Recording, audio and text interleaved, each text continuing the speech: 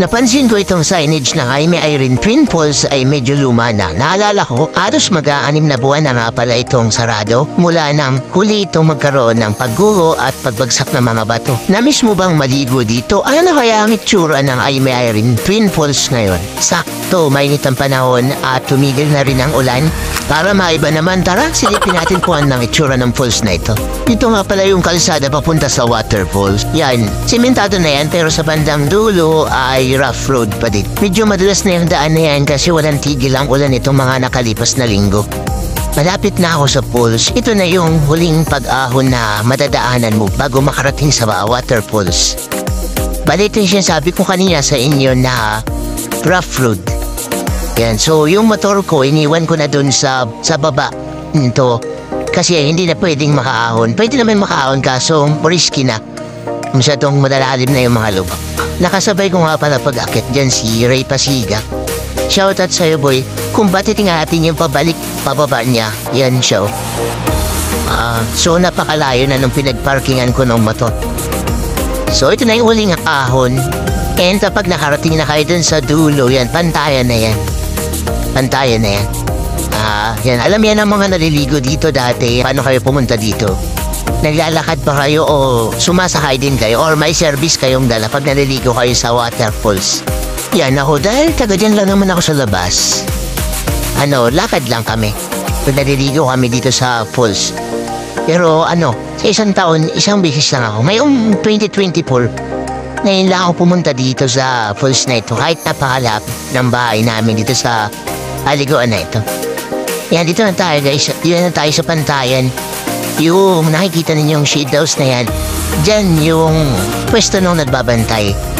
Pero dahil sarado ngayon or temporary, really close ang Jaime Irene Falls. So wala munang bantay dyan.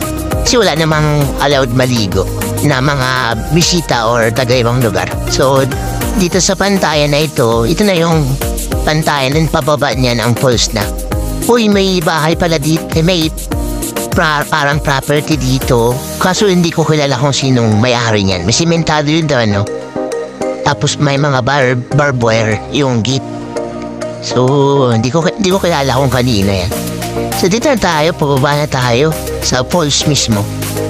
Yan, medyo madamo na yung daan saka maputik na.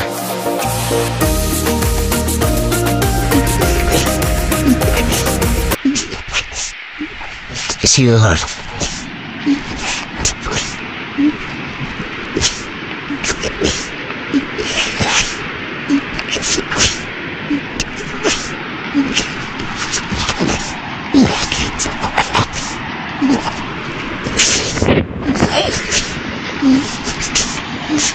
Sabi nung nakasabay ko meron daw naliligo.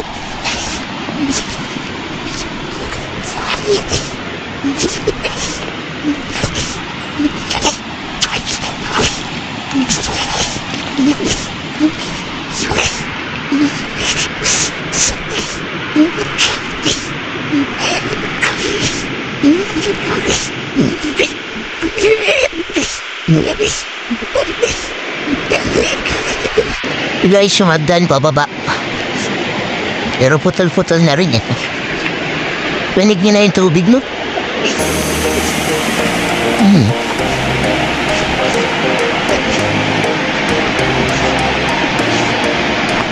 Pababa. Pababa tayo dyan, guys. Pababa po tayo dito. Siguro hanggang dito lang ako. Kasi titingin lang naman pala. Ang ganda pa rin pala, Ang ganda pa rin niya.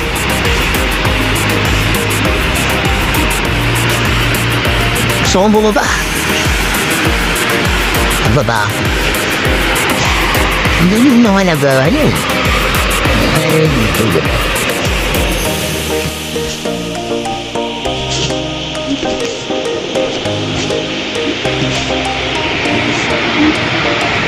Medyo madalas yung daan pababa. Kaya kung pupunta mag-ingat. Dahan-dahan lang.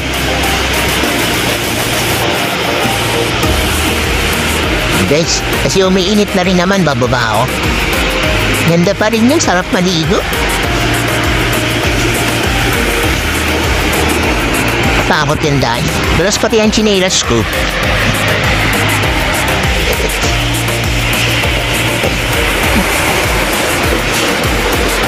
Dalawang daan, anong pipiliin mo, yung bakal o ito? Ito na lang ako, para challenging. Kailangan daw sa buhay ano, ay hirap.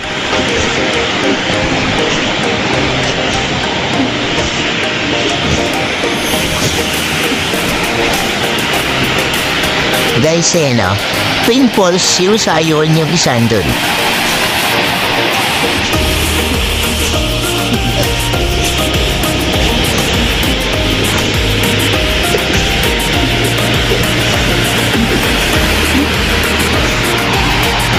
Ganda umaaraw.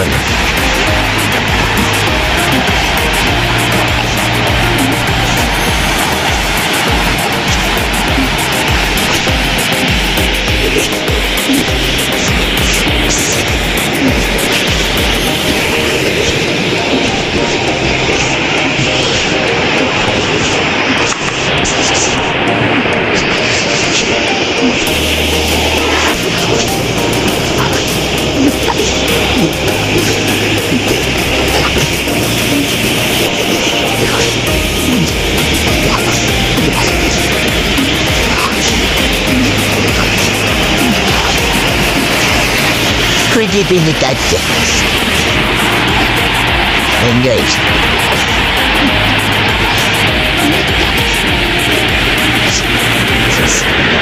baba pa tayo.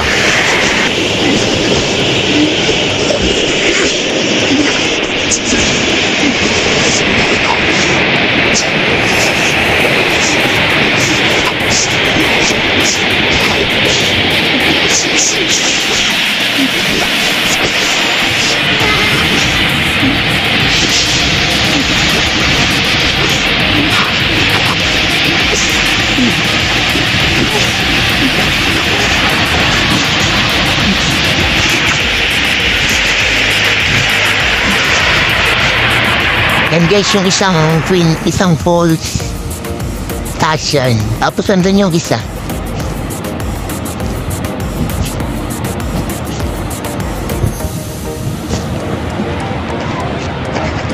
So yung part na yun guys, yung part na yun, swimming pool yan dati. Yung square na yan.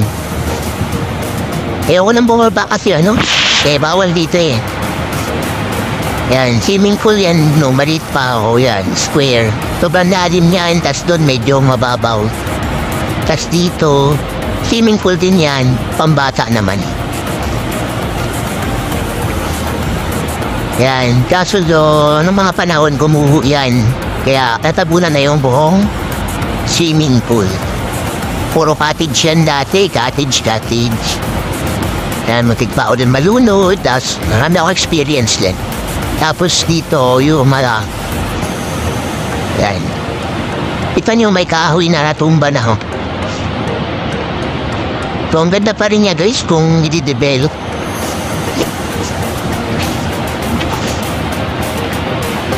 Ngayon lang guys. Get na ako. Balik na ako. Di ako nang bumaba kasi Madalas. Oh guys, ito kami ngayon. Ang ganda ko dito guys. So guys. Hello guys, dito tayo sa inyo. Ang ganda dito guys. Dahil na kayo dito, maganda ko. Langoy! Talon na! Guys, sakit na tayo pabalik.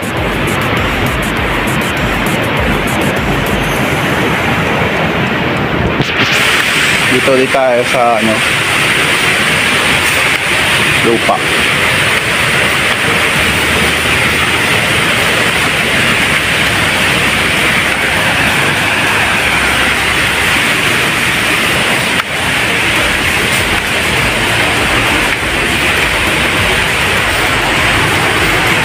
Meron nga pala guys naliligo.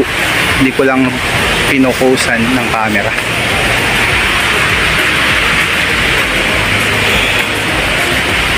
Pagod.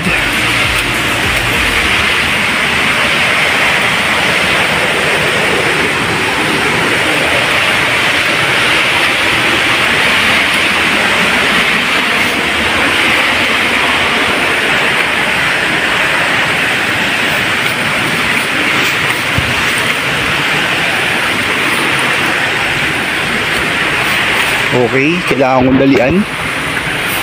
Baka wala na yung motor ko dun sa baba.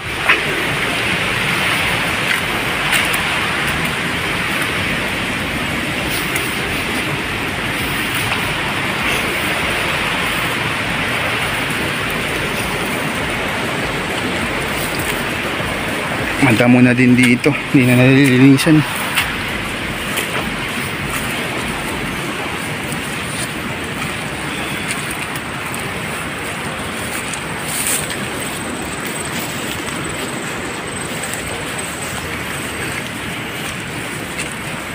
Pa-comment guys kung kaninong property ito, hindi ko kilala.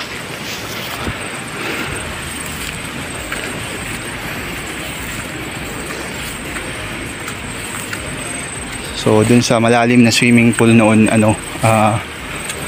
marami ako dun experience, muntik na ako malunod 2 beses. Akala ni Reggie noon nagbibiro ako. Yung pala malulunod na ako. Tapos nabubog na rin ako dun, naglalaro kami, nabubog yung pa ako. So yun lang guys, pababa na ako. Pabalik na pala ako kasi tingnan ko yung motor ko, medyo malayo din yun.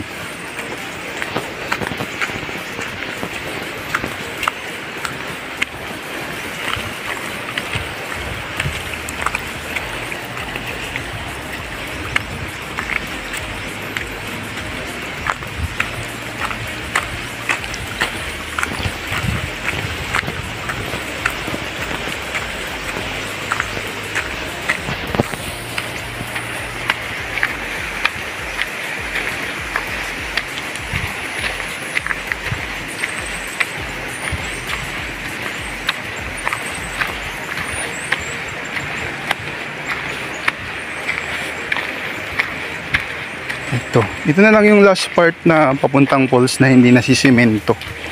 Kaya pag may maliligo, then mga 4 wheels or mga delikadong sasakyan, hanggang doon lang sila sa baba, doon sa pinagparkingan ko ng motor. Kasi bawal na dito, kasi nahihirapan sila lang makaakit sa daan, ang hirap ng daan.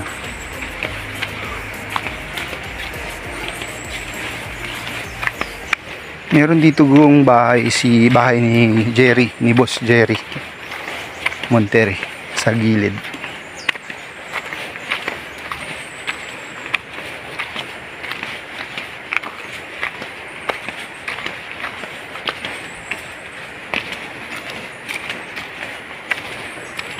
Yan, dalas ng tsinelas ko.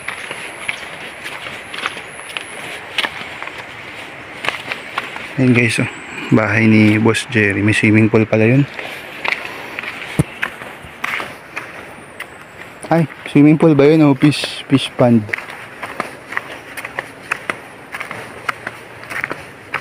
Uy, andun pa yung motor ko, di ba?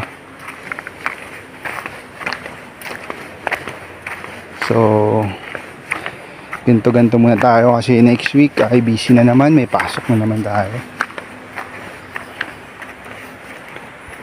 Yun mas maganda yung kuha dun. Di ba ang ganda ng part na yun? So yun guys, uwi na ako. Medyo dahan-dahan lang yung patakbo kasi madulas, masyadong malumot yung kalsada palabas. So kayo comment din kayo guys, ano yung experience niyo dito sa Aimee Irene Twin Falls nung kayo ay naliligo pa nung mga kabataan pa ninyo.